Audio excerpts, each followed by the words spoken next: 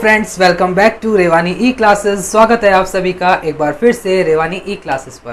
तो दोस्तों, अपना टॉपिक चल रहा है ज्योमेट्री। अपन ने लास्ट वीडियो में कुछ इसके अच्छा सा कुछ कंसेप्ट पढ़े थे अपन ने। आज अपना नेक्स्ट वीडियो है इसका पार्ट 19।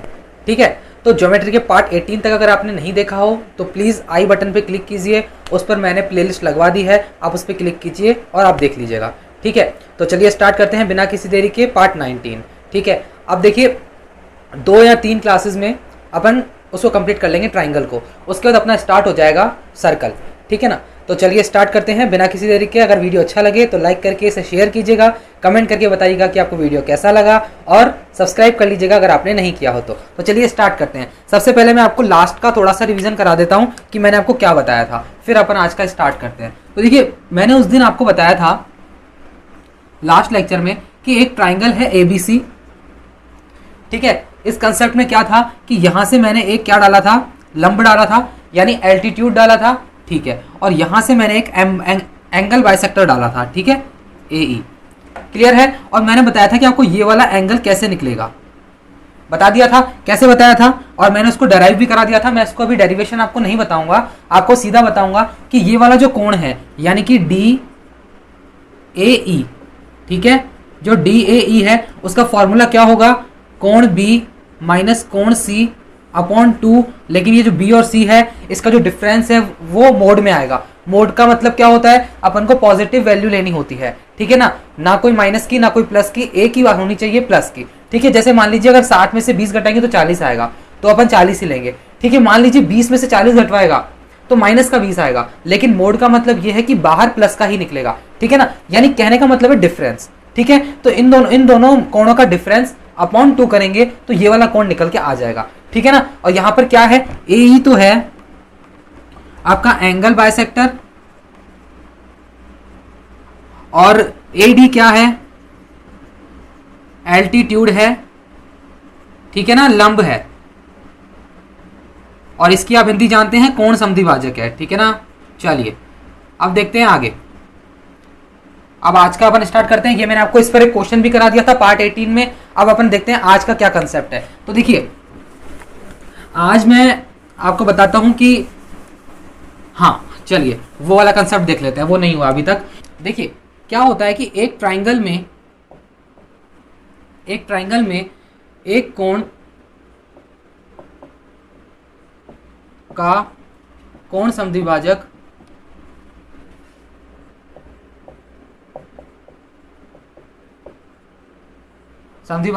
तथा बहिष्कोण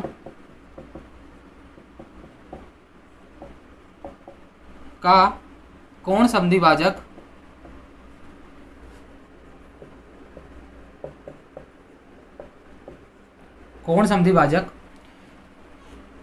जिस पॉइंट पर, जिस बिंदु पर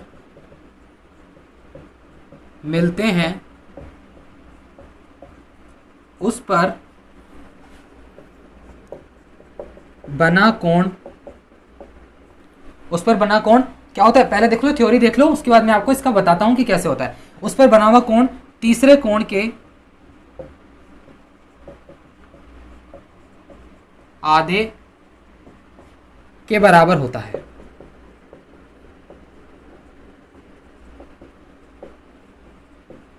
ठीक है, थ्योरी पढ़ लिया आपने, एक बार नोट भी कर लेना कि किसी ट्राइंगल में एक कोण का कोण समद्विभाजक तथा बहिष्कोण का कोण समद्विभाजक जिस पॉइंट पर मिलते हैं उस पर बना हुआ कोण तीसरे कोण का आधा होता है।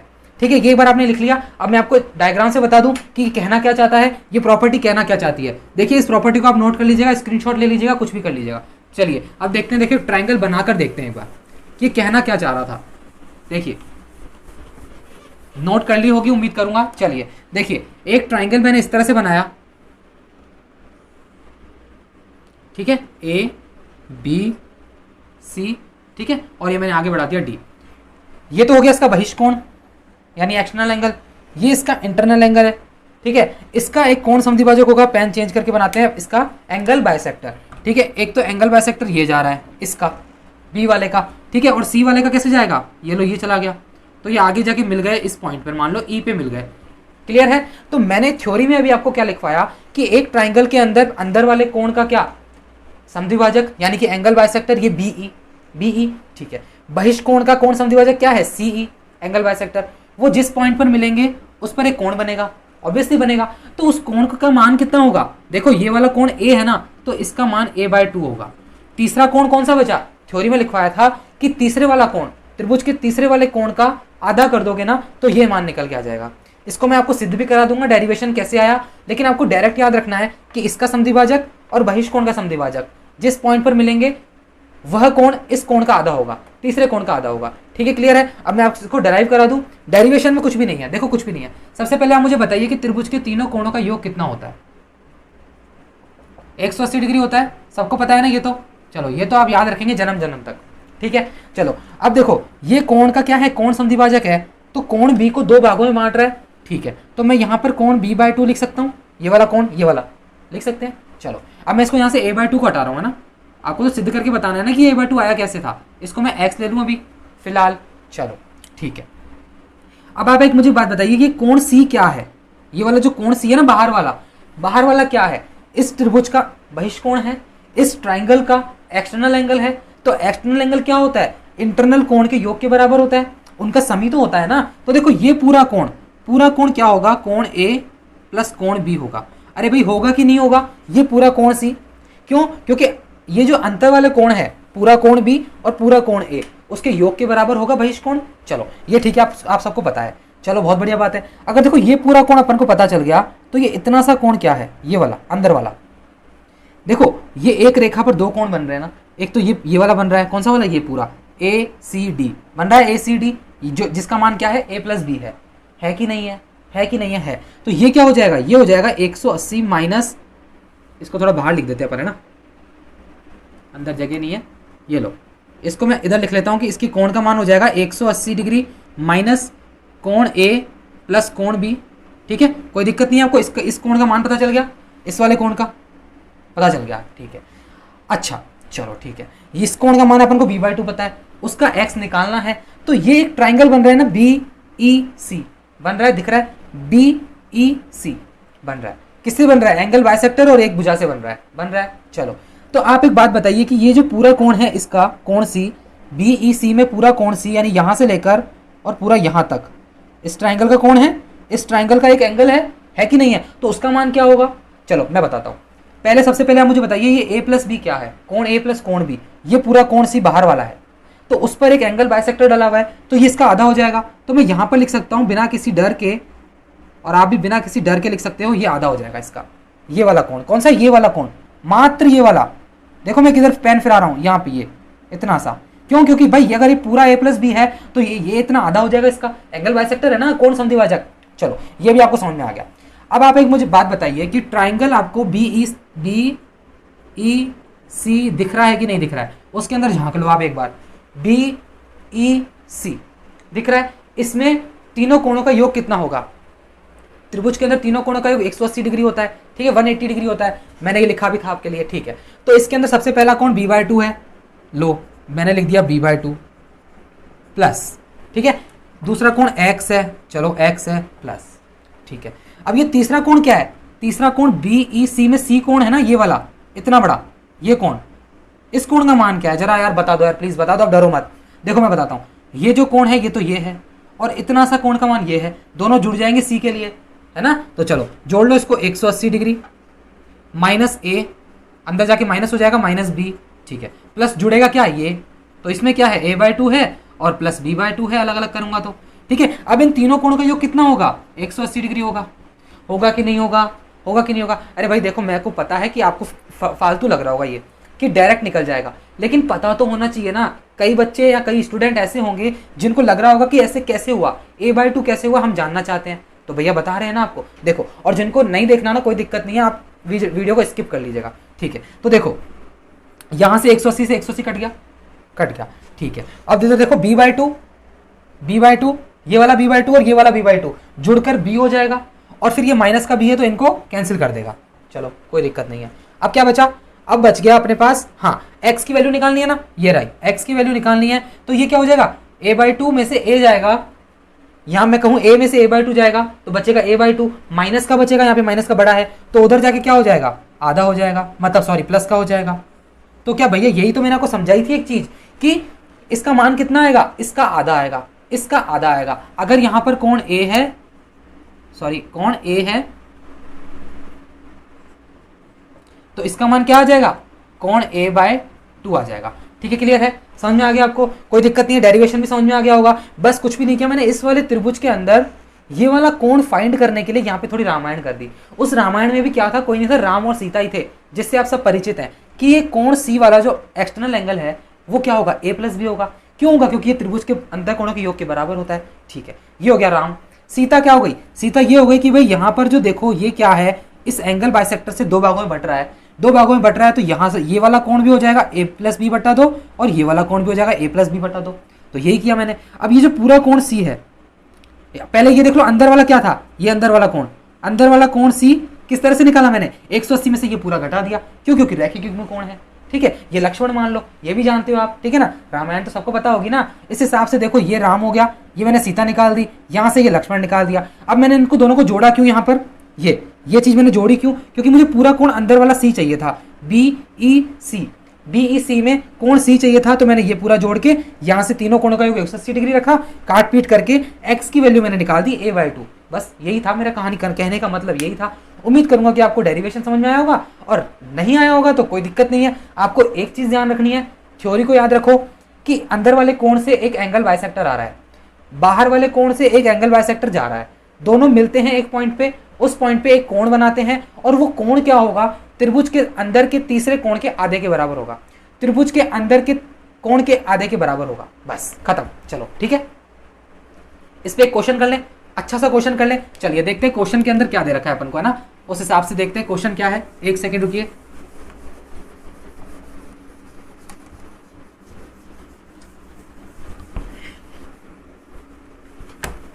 हाँ देखिए, क्वेश्चन बहुत अच्छा है, बिल्कुल सिंपल है, थोड़ा दिमाग लगाइएगा कि यहाँ पे A B C है और ये आगे बढ़ा के इन्होंने D दिया है। ठीक है, एंगल बाइसेक्टर कुछ इस तरह से जा रहा है कि इसका एंगल बाइसेक्टर तो यूं है और इसका एंगल बाइसेक्टर यूं आकर E पे मिल रहा है। ठीक है, दिख रहा है आपको, ये इनके एंगल बाइसेक्टर है। कोण दे रखा है अपन को, एक यहाँ पे दे रखा है, ये कितना डिग्री दे रखा है, 70 डिग्री दे रखा है। नहीं, ये 70 डिग्री नहीं दे रखा, एक सेकंड रुकिए। कोण अपन को दे रखा है त्रिभुज ABC बराबर दे रखा है 50 डिग्री। ठीक है, और दे रखा है ACB, कोण ACB बराबर 60 डिग्री दे रखा है। तो फाइंड करना है अपन को कोण BEC। ठीक है, कर लेंगे, ये क्वेश्चन है। और इसमें दिया हुआ है कि जो BE है ना, BE and CE are the angle bisectors of triangle B and triangle C, जो एक्शनल वाला, ठीक है ना, रेस्पेक्टिवली।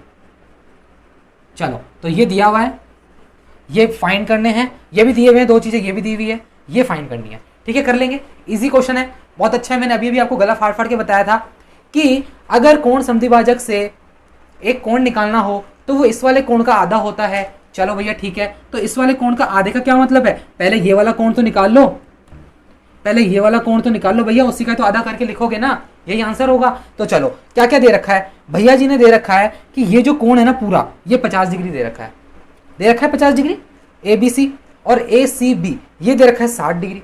तो 50 डिग्री 60 डिग्री, ठीक है। तो ट्राइंगल ABC के अंदर तीनों कोणों का योग 180 डिग्री होगा, तो ये 60 डिग्री दे रखा है अंदर वाला, ये दे रखा है 50 डिग्री, तो कुल मिला के कितना हो गया, 60 ये हो गया। देखो मैं लिखता हूं यहाँ पे आपके सामने, 60 अगर ये हो गया, 50 अगर ये पूरा है, तो 60 और 50 110, 180 में से 110 घटा दोगे आप, इतने तो होशियार हो आप, कितना आ जाएगा 70। अब 70 डिग्री ये है तो ये कितना हो जाएगा 35। बस खत्म, इसका मान अपना क्वेश्चन मार्क की जगह ये आ गया, लो 70/2 बराबर 35। बस इतना सा क्वेश्चन था, आपको थोड़ा सा दिमाग लगाना था कि ये वाला और ये वाला कोण दिया हुआ है, 180 टोटल होते हैं, तो ये 70 हो जाएगा और ये 35 हो जाएगा। बस समझ में आ गया ना, कोई दिक्कत थोड़ी आई, इस कंसेप्ट में आपको कोई दिक्कत नहीं है, मैं ऐसी उम्मीद कर रहा हूँ, ठीक है ना, क्योंकि चिल्ला चिल्ला के पढ़ा दिया। चलो अब देखो एक बढ़िया कॉन्सेप्ट CVN का। अब ये सीवियन क्या राग है, सीवियन भी देख लेते हैं एक बार, है ना। तो सीवियन के लिए ऐसा कुछ भी नहीं है, डरावना कुछ भी नहीं है,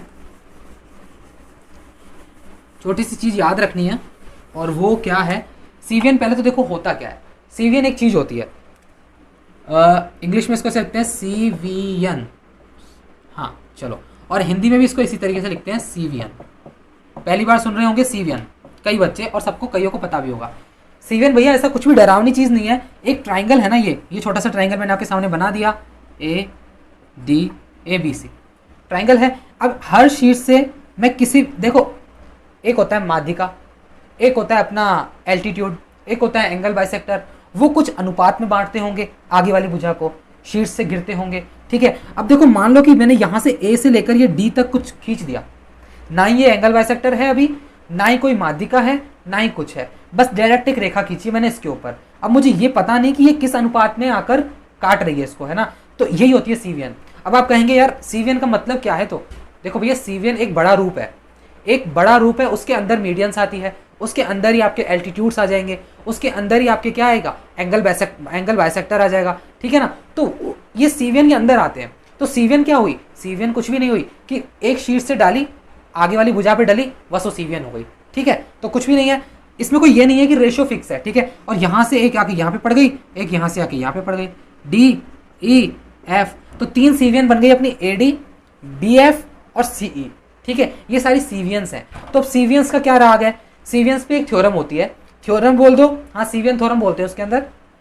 तो ये पॉइंट जो है, पहले आप बताइए, ये पॉइंट मैं मान लो O है, O है, ठीक है O है। आप एक बात बताइए, जब अपन पढ़ते थे कि एक ट्राइंगल के अंदर, मतलब एक ट्राइंगल में जो क्षेत्रफल होता है किसी ट्राइंगल का, वो उसके बेस के रेशो में बढ़ जाता है, बढ़ जाता है बेस के रेशो में, ठीक है बढ़ जाता है। तो अब देखो एक चीज़ देखना है आपको, बिल्कुल बारीक बारीक नहीं है, मोटी मोटी चीज़ है, कोई दिक्कत नहीं है। देखो यहाँ पर मैं इसको P मान रहा हूँ, इसको Q मान रहा हूँ, अच्छे से लिख लो, इसको P मान लिया, इसको Q मान लिया, ठीक है। ये इसका अनुपात हो गया एक तरह से, फिक्स नहीं है ये P कितना होगा, फिक्स नहीं है कि ये Q कितना होगा, ठीक है। तो ये P है, ये Q है।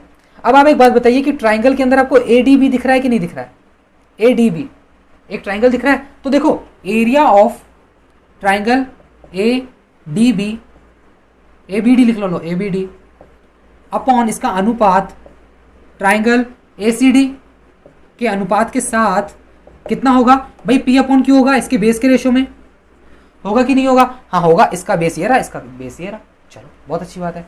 अच्छा ठीक है, अब आप एक बात मुझे बताइए कि एरिया में अगर पूछूं आपसे कि ट्राइंगल ABC का एरिया क्या होगा, भैया ये तो आपने अनुपात बता दिया मुझे, तो मैं कहूँगे, आप मुझे ऐसे कहोगे कि भाई एरिया पूछ रहे हो, तो ये तो इसका रेशो है P अगर इसका रेशो है तो मैं P तो ऐसे कैसे लिख दूंगा, और कोई कांस्टेंट पार्ट इससे गुणा कर दूंगा, तो ये आपका क्षेत्रफल आपको मिल जाएगा। भाई ठीक है ना, इतना तो लेवल है आपका, समझ पा रहे होंगे कि ये रेशो था, ये तो रेशो है, तो उसके साथ कुछ ना कुछ संख्या जुड़ेगी तभी वो पूर्ण रूप बनेगा इसका, ठीक है समझ गए आप। तो एरिया ऑफ अगर मैं आपसे पूछूं ट्राइंगल ACD, तो उसका बराबर में आंसर क्या आएगा, अच्छा एरिया पूछा है तो Q तो इसका रेशियो है, तो इसका ये K से मैं गुणा कर दूंगा, इसको कोई भी कांस्टेंट पार्ट हो जाएगा, ठीक है। चलो ये तो आपने मुझे बता दिया, बहुत अच्छा किया बता दिया, तो चलो अच्छी बात है। अब आप एक मुझे बात बताइए कि आपको ट्राइंगल दिख रहा होगा BOC, दिख रहा है BOC के अंदर भी 2 पार्ट बन रहे हैं, एक तो BOD और एक बन रहा है COD, BOD और COD, ठीक है भैया बन तो रहा है। चलो तो देखते हैं कि एरिया ऑफ, पेन चेंज कर लेते हैं ताकि थोड़ा सा अलग लगे, इसको मैं डब्बे में पैक कर लेता हूँ ना, ये लो। तो अब देखो एरिया ऑफ ट्राइंगल BOD, ठीक है ध्यान से देखो, BOD का अनुपात मैं निकालूंगा किसके सापेक्ष में, एरिया ऑफ इसके साथ वाला COD, triangle COD, BOD upon COD क्या हो जाएगा, P अपॉन Q, इसका भी तो P अपॉन Q ही है ना भैया, बेस तो P अपॉन Q ही है, तो P अपॉन Q, ठीक है। चलो मान गए भैया, मान गए, ठीक है मान गए।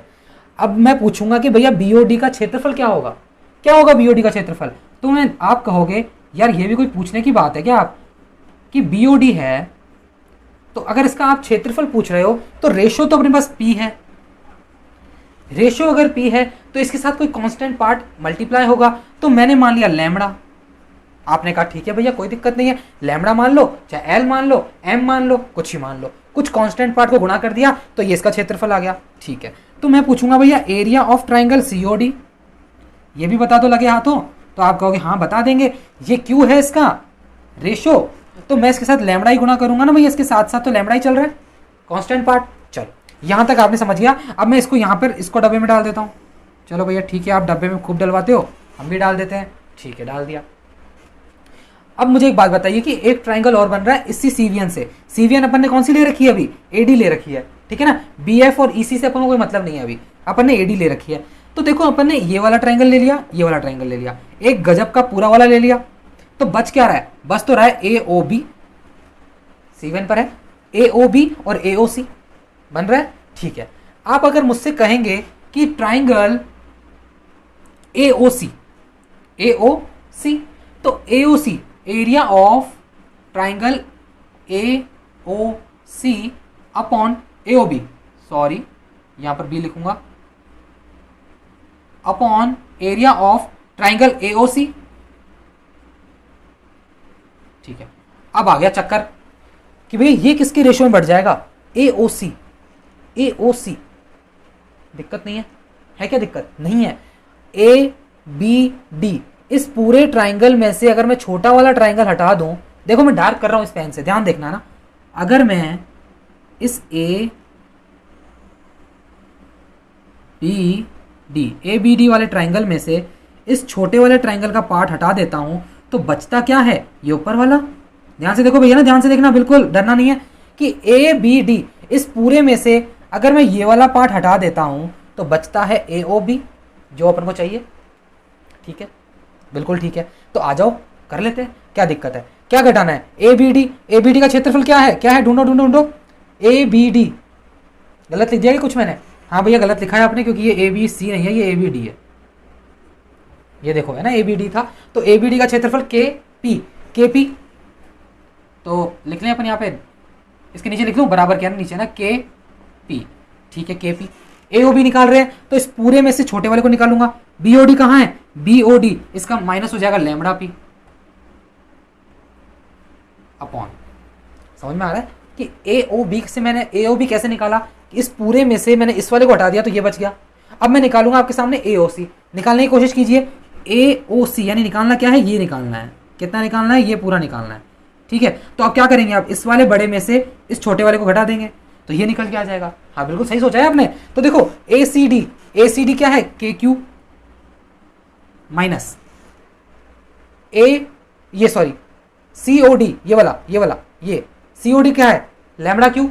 ठीक है, लैम्बडा क्यू, हाँ ठीक है, ये बराबर में चल रहा है अपन के इसके ऊपर, है ना। ठीक है, तो ये क्या हो जाएगा, ये हो जाएगा देखो पी और क्यू, के और लैम्बडा। कुछ गलती थोड़ी की है अपन ने, सही चल रहा है ना, बिल्कुल सही चल रहा है। हाँ देखो P अपॉन के minus lambda upon Q upon के माइनस लैम्बडा, बिल्कुल ठीक है।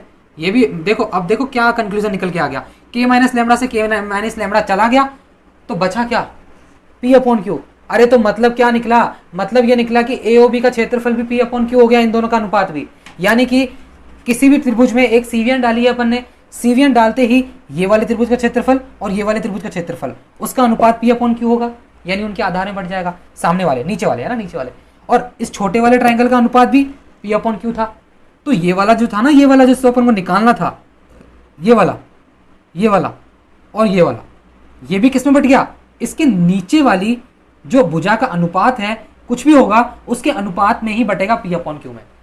यही है सीवन थ्योरम, है ना, इसमें कोई डरने वाली बात नहीं है। अब आप देखना कि आपको समझ में तो आ गया, इतना सा समझ में आ गया। हल्की सी चीज याद रखो कि जब भी कोई सीवियन डलेगी एक त्रिभुज में, तो उसमें जो ये कोण बनेंगे ना, ए ओ बी वाला और ए ओ सी वाला, कौन सा, ए ओ बी वाला और ए ओ सी वाला, ए ओ बी और ए ओ सी, उसका जो अनुपात होगा ना क्षेत्रफलों का, वो नीचे की जो भुजा है ना, नीचे की जो भुजा है ना, जिस पर सीवियन गिरी है उसके अनुपात के बराबर होगा। बस इतना सा ध्यान रख लो अभी, है ना, अभी इतना सा ध्यान रख लो। अब मैं इसको मिटाता हूँ, फिर आपको इसके आगे का बताता हूँ कि आगे क्या है। इतना नोट करना चाहो तो आप कर लीजिएगा। अब देखो मैंने एडी वाला बता दिया आपको, है ना, एडी वाला बता दिया। अब सीई और बीएफ वाला लेके चलते हैं, उसके बाद अपनी थ्योरम का सिद्ध हो जाएगा कि क्या कहना चाहती है ये थ्योरम, है ना। देखो ये अब मैं बता रहा हूँ आपको, एक बड़ा सा ट्राइंगल बनाएंगे, उसके अंदर तीनों के लिए निकाल लेंगे एक बार, ताकि समझ में आ जाए कि क्या क्या रही है। देखो एक ये मैंने ट्रायंगल बना दिया, ये रहा। कैसे बनाया, ए बी सी, और ये आ गई ए डी कोई सीवियन, एक आ गई ये बी एफ कोई सीवियन, और ये सी ई कोई सीवियन, ये 3 सीवियंस हैं। ठीक है, तो ए डी वाला तो क्या, यहाँ पर बिंदु क्या है, ये ओ है। ठीक है, ये ओ है, तो A O B triangle, area of triangle A O B upon area of triangle क्या, ए ओ सी, बराबर क्या था, मैंने बताया था ना, ये पी अपॉन क्यू है, या पी क्या लिखते हो आप, बी डी लिखो, अब डायरेक्ट ही समझ में आ गया, तो B D upon C D.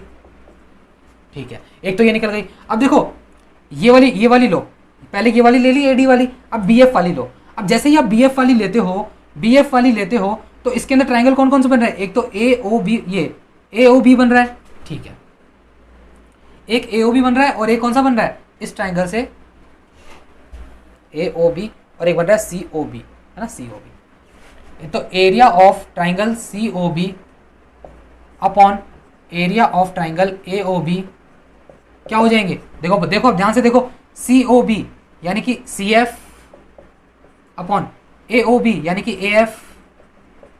सही है बात, बिल्कुल बात तो ठीक है। अब देखो इधर आ जाओ, ये वाली सीवियन ले ली, अब ये वाली सीवियन ले लो, चूकना नहीं है, ये वाली सीवियन ले लो। देखो मैं डायरेक्ट आपको कंक्लूजन याद करा दूंगा, डरो मत कि क्या बता रहे हैं, है ना, डायरेक्ट कंक्लूजन याद रख लेना। लेकिन इधर देख तो लो एक बार, ये सीवियन है सी, अब सी के सामने क्या आ रहे हैं, 2 कोण आ रहे हैं, एक तो 2 त्रिभुज आ रहे हैं, एक तो ए ओ सी और एक आ रहा है बी ओ सी। आ रहा है कि नहीं आ रहा, आ रहा है कि नहीं आ रहा। ठीक है, तो area of triangle A O C upon area of triangle C B O C लिख देता हूं, या सी ओ बी लिख दो, कुछ भी लिख दो, सी ओ बी चल रहा है ना यहाँ पे, है ना, तो ये सी ओ बी ले लो, बराबर क्या हो जाएगा, देखो ए ओ सी लिया है अपन ने, ए ओ सी, और सही ले रहे हैं ना अपन, इस ट्राइंगल से ये और ये सही है, तो ये हो जाएगा ए ई अपॉन ये हो जाएगा बी ई। ठीक है, ठीक है, चलो अब देखो इनको गुणा कर दो एक बार। इनको अगर आप गुणा करते हो तो क्या क्या घट जाएगा, आपको कुछ दिख रहा होगा, मुझे भी दिख रहा है, लेकिन एक बार लिख के भी देख लेंगे आपको दिखा है कि नहीं दिखा है। इन सबको गुणा करूंगा मैं ना, भी आपको आपके सामने करूंगा गुणा। देखो इसको अलग इस तरफ गुणा, उसको अलग उस तरफ गुणा, जिससे कि कंक्लूजन निकल जाए अपने पास। छोटा छोटा लिखूंगा, ध्यान से देखना, है ना। इसको गुणा कर रहा हूं मैं, area of triangle A O B upon area of triangle A O C, ध्यान से देखना, है ना, आराम से देखना, कोई डरने वाली बात नहीं है। इन टू इसको करूंगा तो area of triangle C O B upon area of triangle A O B into area of triangle A O C upon area of triangle C O B. दिख रहा है, चलो दिख रहा होगा। इनको सबको गुणा करके लिखूंगा तो B D upon C D into C F upon A F into A E upon B E. ठीक है, अब देखो क्या दिख रहा है, सबको मैंने गुणा करके लिख दिया। अब देखो ध्यान से देखो, ए ओ बी से ए ओ बी चला गया, ए ओ सी से ए ओ सी चला गया, और सी ओ बी से सी ओ बी चला गया, यानी ये कट के एक हो गया, एक हो गया। तो मैं लिखना चाहूं अगर कि ये तीनों जो सीवियंस, मतलब जो तीनों सीवियन गिरी, जिस भुजा पर गिरी, उसके जो अनुपात हैं, देखो अनुपात ही तो हैं, B D upon C D, B D upon C D into C F upon A F into C F upon A F into A E upon B. बराबर में क्या आंसर आया, एक आया। बस यही तो कंक्लूजन था, ये याद रखना है अपन को लास्ट में कि इसका मान एक होता है। और ये थ्योरम क्या है, ये हो गई सेवा थ्योरम, REM, ये लो, ये है थ्योरम, इति सिद्धम। क्या समझाना चाह रहा था मैं, क्या बताना चाह रहा था मैं, इतनी देर से क्यों रामायण चली। देखो कि ये सीवियन है एक एडी, सीवियन का मतलब तो पता है ना भाई, कि किसी भी शीट से डलेगी, किसी भी अनुपात में तोड़ देगी। अब सीवियन के अंदर ही आते हैं एंगल बाइसेक्टर और एल्टीट्यूड्स और माध्यिकाएं। ठीक है, चलो देखो, तो ये एडी वाली वो ली मैंने, तो ये थी BD और CD, इसका अनुपात क्या है, BD CD है ना, तो BD अपॉन CD। ठीक है, BF वाली ले लो सीवियन, तो CF upon AF, CF upon AF। CE वाली ले लो तो AE upon BE, AE upon BE। उन सभी के अनुपात का गुणा, इन सभी के अनुपात का गुणा 1 के बराबर होगा। और ये कैसे हुआ भैया, इतनी देर से यही तो बता रहा था कि कहाँ से चालू किया था, कहाँ जाके ख़त्म किया। समझ में नहीं आया होगा, मुझे पता है बहुत लोगों को समझ में नहीं आया होगा। समझना है तो वीडियो को पकड़ो, पीछे कर दो, नहीं समझना है तो ये याद कर लो, ठीक है। इसको याद कर लेना भैया, बहुत अच्छी चीज़ है ये। सेवा थ्योरम है, आज तक कभी एग्जाम में नहीं पूछी गई है, तो कहो भाई क्यों बता रहे हो, क्यों टाइम वेस्ट कर रहे हो, लेकिन पूछी जा सकती है ना। ये एसएससी सीजीएल में पूछी जा सकती है, मेंस में पूछी जा सकती है, सीएचएसएल में पूछी जा सकती है, ठीक है ना। एनटीपीसी वगैरह में तो इतना लेवल नहीं आएगा, लेकिन फिर भी मैं आपको कंप्लीट ज्योमेट्री पढ़ा रहा हूँ, है ना। इसका नाम ही कंप्लीट ज्योमेट्री है, तो कंप्लीट ज्योमेट्री में ये भी आता है, ठीक है। चलो तो देखो, इस सेशन को मैं यहीं तक रखूंगा। इसके आगे के अपन कल करेंगे, प्रैक्टिस करेंगे क्वेश्चंस की, ठीक है। बहुत सारे क्वेश्चन करेंगे, अच्छी तरह से पहले प्रैक्टिस कर लेंगे ट्राइंगल की, जितना भी अपन ने पढ़ा है, ठीक है। फिर अपन स्टार्ट करेंगे सर्कल को। तो भले ही 1 दिन लग जाए, 2 दिन लग जाए, अपन इसको करेंगे पहले प्रैक्टिस। जितने भी अपन ने की थी सारी प्रॉपर्टीज की अपन एक बार रिवाइज कर लेंगे और क्वेश्चंस कर लेंगे, क्वेश्चंस के थ्रू रिवाइज करेंगे, ठीक है। तो देखिए यहाँ तक रखते हैं इस सेशन को। अगर आपको अच्छा लगा हो तो लाइक करके इसे शेयर कीजिए, कमेंट करके बताइएगा कि आपको सेशन कैसा लगा, और सब्सक्राइब नहीं किया हो तो सब्सक्राइब कर लीजिएगा, नोटिफिकेशन बेल दबा दीजिएगा ताकि आपको नोटिफिकेशन टाइम पर मिले। तो चलिए मिलते हैं अगले सेशन में। Till then take care, bye bye, thank you so much, love you all.